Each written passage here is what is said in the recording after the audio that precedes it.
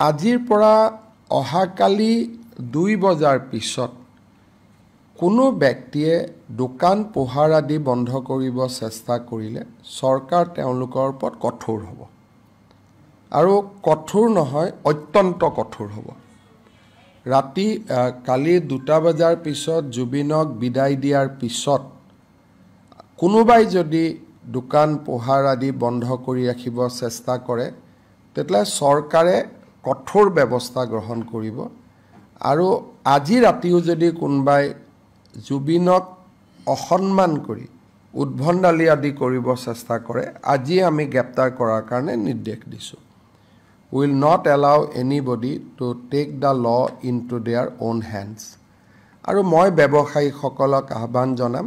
যে অহাকালি 2 বজাৰ পিছত আপোনালোকে সুন্দৰ কৰি ব্যৱসায়বিলাক আৰম্ভ কৰক অসম চৰকাৰ আপোনালোকৰ লগত আছে আৰু যোৱা কেইটামান দিনত জুবিনক সম্পূৰ্ণভাৱে অসন্মান জনায় যিসকলে অত্যাচাৰ আদি কৰাৰ চেষ্টা কৰিছিল তেওঁলোকৰ ভিডিঅ'গ্ৰাফি আমি কৰিছোঁ লাহে লাহে পুলিচে তেওঁলোকক গ্ৰেপ্তাৰ কৰা কামো আৰম্ভ কৰিব কাৰণ জুবিন জনতাৰ শিল্পী আছিল জুবিন উশৃংখল মানুহৰ প্ৰতিনিধি নাছিলে